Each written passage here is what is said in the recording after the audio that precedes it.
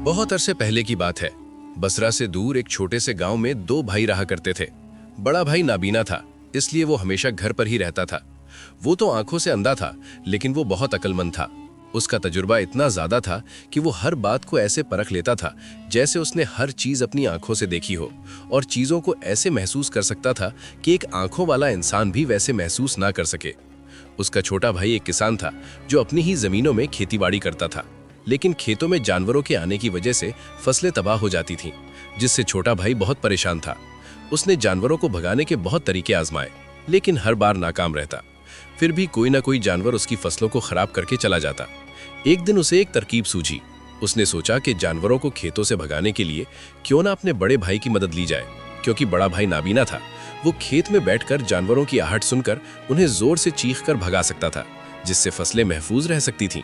ये सोचकर छोटे भाई ने खेत में एक छोटी सी झोपड़ी बनाई और अपने नाबीना भाई को वहां बिठा दिया। उसने कहा, भाई, अगर तुम्हें किसी जानवर की आहट सुनाई दे तो जोर जोर से चिल्लाना। इससे जानवर डरकर भाग जाएंगे और हमारी फसलें बच जाएंगी। बड़े भाई ने छोटे भाई की बात मान ली और उस दिन से वो खेतों में रहने लगा। जब भी उसे किसी जानवर की आहट सुनाई दी थी, वो जोर जोर से चिल्लाने लगता, जिससे जानवर डर कर खेतों से भाग जाते और फिर वो वापस झोंपड़ी में आकर बैठ जाता और गौर व फिक्र करने लगता। कई दिन इसी तरह गुजर गए। एक दिन खेत में एक हिरन भागता हुआ आया और उसने खेत की बाड़ तोड़कर भाग निकला। इस हिरन का पीछा करते हुए एक खलीफा भी खेत में पहुंच गया। खलीफा की नजर उस नाबीना भाई पर पड़ी। खलीफा ने उससे कहा, देखो, मैं यहाँ एक जानवर का पीछा करते हुए यहाँ तक आया हूँ, क्या तुमने उस जानवर को यहाँ देखा? नाबीना शख्स ने जवाब दिया, ए खलीफा, मैं तो नाबीना हूँ, मैं भला किसी जानवर को कैसे देख सकता हूँ? लेकिन मैं आपको ये जरूर बता सकता हूँ कि जो जानवर मेरे खेत से गुजरा है वो आपके लायक बिल्कुल भी नहीं है। आप उसके पीछे अपना वक्त जाया कर रहे हैं। खलीफा इस नाबीना शख्स की बात सुनकर हैरान हो गया। वो सोचने लगा कि ये शख्स नाबीना है, फिर इसे कैसे मालूम कि मैं हिरन का पीछा कर रहा हूँ और वो हिरन मेरे लायक नहीं? खलीफा ने कहा, तुम मुझसे झूठ तो नहीं बोल रहे? एक तरफ तुम कहते हो कि तुम नाबीना हो और दूसरी तरफ ये भी कह रहे हो कि जो जानवर यहाँ से गुजरा वो मेरे लायक नहीं। नाबीना शख्स ने जवाब दिया, ए खलीफा, जिसे आप हिरन समझ रहे हैं वो हिरन नहीं बल्कि एक हिरनी है, और वो भी हामिला है। मैंने कभी किसी खलीफा को हामिला हिरनी का शिकार करते नहीं सुना, इसलिए मैं कह रहा हूँ कि वो हिरनी आपके लायक नहीं। इसके पीछे भागने से बेहतर है आप अपना कीमती वक्त बचाएं और कोई नया शिकार ढूंढकर अपना शिकार करने का शौक पूरा करें। ये सुनकर खलीफा और भी हैरान हो गया। वो सोचने लगा कि ये नाबीना शख्स कैसे जान सकता है कि वो हिरनी है और हामिला है। खलीफा ने अपने सिपह सालार से कहा, सिपह सालार, मुझे वो जानवर जिंदा चाहिए, क्योंकि मुझे ये जानना है कि क्या वो वाकई हामिला हिरनी है। ये नाबीना शख्स बड़े यकीन से बोल रहा है और मुझे इसकी तस्दीक करनी है। अगर वो हामिला हिरनी हुई तो वो हमारे शिकार के लायक नहीं, क्योंकि हम तो हिरन का पीछा कर रहे थे। सिपह सालार ने खलीफा की इजाजत लेकर आगे बढ़ा और घोड़े पर सवार होकर उस हिरनी को ढूंढने लगा। वो हिरनी अब थक चुकी थी और एक जगह पर खड़ी थी और साफ नजर आ रहा था कि वो हामिला है। सिपह सालार ने जब इस बात की तस्दीक खुद अपनी आंखों से की तो वो बड़ा हैरान रह गया और कुछ देर बाद वापस लौट कर आया। उसने खलीफा से कहा, ए खलीफा, इस नाबीना शख्स ने जो कुछ कहा वो बिल्कुल सच है, वो एक हामिला हिरनी ही है। ये सुनकर खलीफा हैरत ज़दा रह गया। उसे समझ नहीं आ रहा था कि एक नाबीना शख्स ये कैसे जान सकता है कि वो जानवर एक हामिला हिरनी है। खलीफा ने फैसला किया कि इस राज को ज़रूर जानना है। वो नाबीना शख्स के पास गया और कहा, देखो, मैं नहीं जानता कि तुम वाकई नाबीना हो या नहीं, लेकिन मैं तुमसे एक बात जानना चाहता हूँ। क्या तुम मेरे सवाल का सही जवाब दोगे? नाबीना शख्स ने कहा, ए खलीफा, आप जो कुछ पूछना चाहते हैं पूछ सकते हैं, मैं आपको बिल्कुल सच बताऊंगा। खलीफा ने कहा, तुम एक तरफ कहते हो कि तुम नाबीना हो और दूसरी तरफ तुमने बता दिया कि जिस जानवर का पीछा मैं कर रहा हूँ वो एक हामिला हिरनी है। तुम्हें ये कैसे मालूम हुआ? तुम्हारे खेत में और भी जानवर आते होंगे, फिर तुमने ये कैसे अंदाज़ा लगाया? नाबीना शख्स ने जवाब दिया, ए खलीफा, जब वो हिरनी मेरे खेत में आई, उसकी रफ्तार और उसके भागने की आहट से मुझे एहसास हो गया कि ये एक हिरनी है। मेरे खेत की बाड़ बहुत छोटी है, उसकी ऊंचाई ज़्यादा नहीं। अगर कोई हिरन होता तो वो इस बाड़ को आसानी से लांघ जाता, लेकिन इस हिरनी ने बाड़ तोड़कर भागा। अगर वो छलांग लगाती तो उसके बच्चे को खतरा होता। इसी से मैंने जान लिया कि वो हामिला है। खलीफा ने एक और सवाल किया, لیکن تمہیں کیسے معلوم کہ وہ ہرنی ہی تھی؟ کوئی اور جانور بھی تو ہو سکتا تھا۔ نابینا شخص نے کہا، اے خلیفہ، میں سارا دن صبح اور شام یہیں بیٹھتا ہوں۔ مانتا ہوں اللہ نے مجھے آنکھیں نہیں دی، لیکن آنکھوں کے بدلے اللہ نے مجھے قوت سماعت بہت تیز دی ہے۔ میں جان لیتا ہوں کہ کون سا جانور میرے کھیت میں آیا ہے، اس کے مطابق میں زور سے چلاتا ہوں تاکہ وہ بھاگ جائے اور میری فصلوں کو نقصان نہ پہنچائے۔ خلیفہ اس جواب سے مطمئن ہو گیا۔ وہ دل ہی دل میں سوچ رہا تھا کہ یہ شخص بھلے ہی نابینا ہو لیکن بہت دانشمند ہے، اس سے کچھ نہ کچھ ضرور سیکھنا چاہیے۔ یہ سوچ کر خلیفہ نے نابینا شخص کو اپنے محل میں بلا لیا۔ محل پہنچ کر خلیفہ نے کہا، تم تو بہت دانشمند ہو، تمہیں ہر بات آسانی سے معلوم ہو جاتی ہے۔ میں تم سے ایک اور سوال پوچھنا چاہتا ہوں، کیا تم مجھے بتا سکتے ہو کہ کیا میں اپنے باپ کا بیٹا ہوں یا کسی اور کا؟ نابینا شخص نے کہا، اے خلیفہ، اس بات سے آپ کا کیا لینا دینا؟ آپ کسی کے بھی بیٹے ہوں، آپ تو اس سلطنت کے خلیفہ ہیں، اس سوال کو چھوڑ دیں۔ لیکن خلیفہ نے ضد کی اور کہا، نہیں، مجھے اس سوال کا صحیح جواب چاہیے۔ یہ سوال مجھے ہمیشہ پریشان کرتا رہے گا، اور اگر اس بات کو جاننے کے لیے تمہیں میری ماں سے ملنے کی ضرورت ہے تو میں تمہیں اپنی ماں سے بھی ملوا سکتا ہوں۔ اگر تم صحیح جواب دے دو تو تم جا سکتے ہو۔ نابینا شخص نے کہا، اے خلیفہ، اس کے لیے مجھے آپ کی ماں سے ملنے کی ضرورت نہیں، میں ابھی بتا سکتا ہوں کہ آپ کس کی اولاد ہیں، لیکن پہلے آپ مجھ سے وعدہ کریں کہ آپ مجھ پر غصہ نہیں کریں گے۔ خلیفہ نے کہا، میں وعدہ کرتا ہوں کہ میں تم پر غصہ نہیں کروں گا۔ اس کے بعد نابینا شخص نے کہا، اے خلیفہ، آپ اپنے ہی باپ کے بیٹے ہیں، لیکن آپ کے باپ بہت کنجوس تھے اور ان کی یہ عادت آپ میں بھی آ گئی ہے۔ یہ سن کر خلیفہ غصے سے بھڑک اٹھا۔ اس نے تلوار نکالی اور اپنی ماں کے پاس جا پہنچا۔ وہاں اس نے کہا، ماں، مجھے سچ سچ بتائیں، کیا میں اپنے ہی باپ کا بیٹا ہوں؟ اگر آپ نے سچ نہیں بتایا تو میں یہیں اپنی جان دے دوں گا۔ اس کی ماں نے کہا، بیٹا، تم اپنے ہی باپ کے بیٹے ہو، لیکن یہ سچ ہے کہ تمہارا باپ بہت کنجوس تھا۔ وہ ہر چیز کو سنبھال کر رکھتا تھا اور خرچ کرنے سے گھبراتا تھا۔ اس کی یہ عادت تم میں بھی کچھ حد تک آ گئی ہے۔ یہ سن کر خلیفہ واپس نابینا شخص کے پاس گیا اور پوچھا، تمہیں کیسے معلوم کہ میرے باپ کی کنجوسی کی عادت مجھ میں آ گئی ہے؟ نابینا شخص نے کہا، اے خلیفہ، آپ نے مجھ سے کئی سوال کیے جن کے جواب میں نے آپ کو صحیح دیے۔ اگر کوئی اور خلیفہ ہوتا تو مجھے اب تک ڈھیر سارے انعام مل چکے ہوتے، لیکن آپ نے اب تک ایک پائی بھی نہیں دی۔ اس سے میں نے اندازہ لگا لیا کہ آپ میں کنجوسی ہے جو آپ کے باپ سے آئی۔ خلیفہ یہ سن کر زور زور سے ہنسنے لگا اور کہا، تم ٹھیک کہتے ہو، لیکن اب میں تم سے ایک اور اہم بات جاننا چاہتا ہوں۔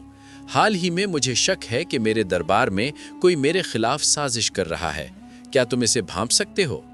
نابینا شخص نے کہا، اے خلیفہ، یہ ایک نازک معاملہ ہے، لیکن اگر آپ مجھے اجازت دیں تو میں آپ کے دربار کے لوگوں سے مل کر یہ جان سکتا ہوں کہ کیا کوئی سازش ہو رہی ہے یا نہیں۔ خلیفہ نے کہا، ٹھیک ہے، میں تمہیں اپنے دربار میں لے جاتا ہوں، لیکن تمہیں یہ بتانا ہوگا کہ کیا کوئی میرے خلاف سازش کر رہا ہے۔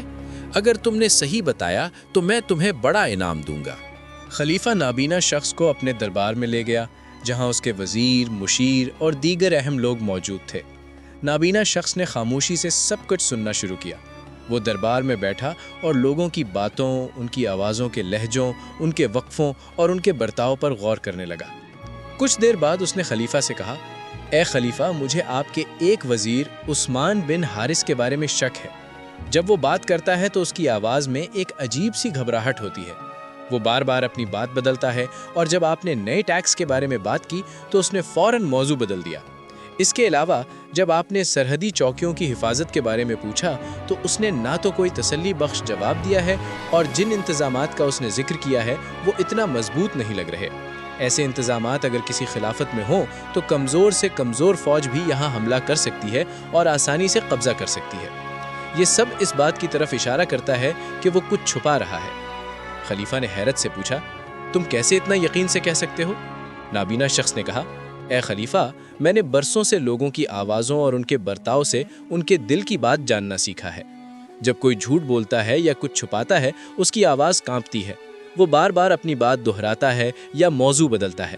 اس کے ہاتھوں کی حرکات اور چہرے کے تاثرات اس کے راز کو ظاہر کر دیتے ہیں۔ میں آپ کو مشورہ دیتا ہوں کہ اس وزیر کے انتظامات کی چھان بین کریں۔ خلیفہ نے فوراً اپنے قابل اعتماد سپہ سالار کو حکم دیا کہ وہ وزیر عثمان بن حارث کی سرگرمیوں کی خفیہ طور پر جانچ کرے۔ سپہ سالار نے کچھ قابل اعتماد جاسوسوں کو وزیر کے پیچھے لگایا۔ کچھ دنوں بعد سپہ سالار نے خبر دی کہ وزیر عثمان بن حارث واقعی ایک سازش کر رہا تھا۔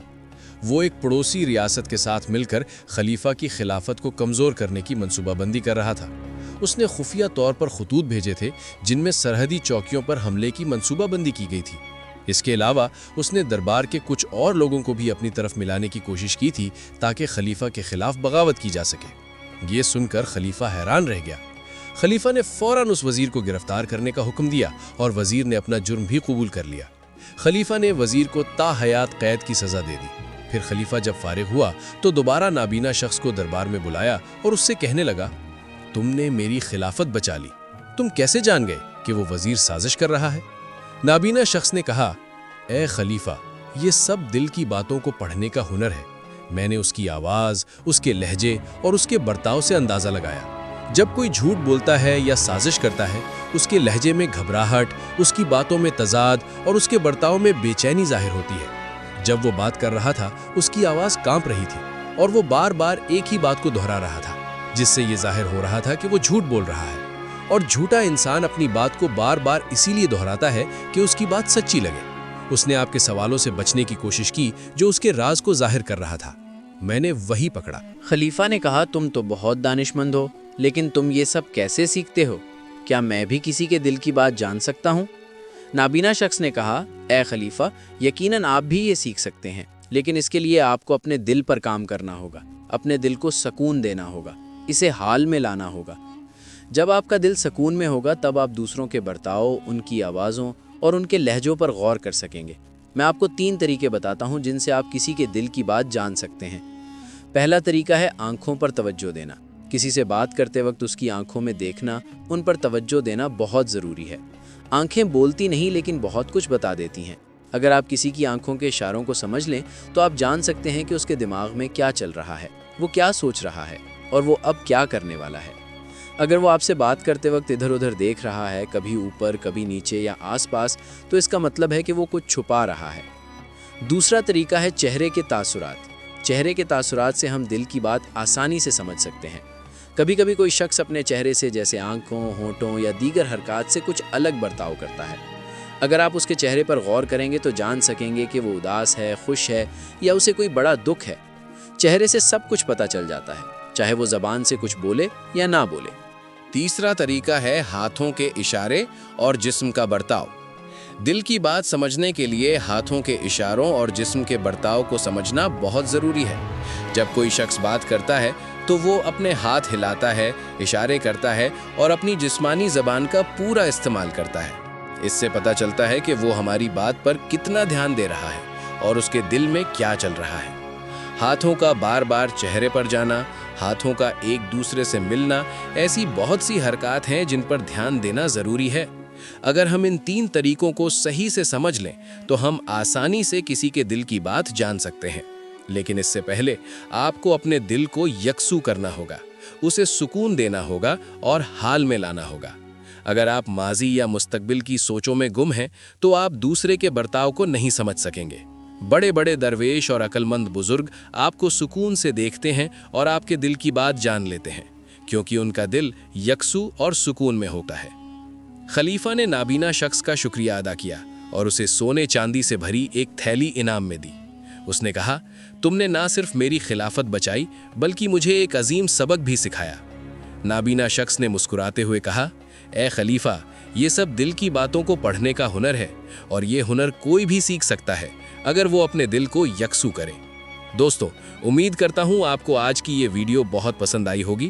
ویڈیو پسند آنے کی صورت میں اس ویڈیو کو لائک کریں اور اپنے دوستوں کے ساتھ شیئر کریں۔ اس کے علاوہ ہمارے چینل کو بھی سبسکرائب کریں۔ ملتے ہیں ایک اور نئی ویڈیو کے ساتھ، تب تک کے لیے اللہ حافظ۔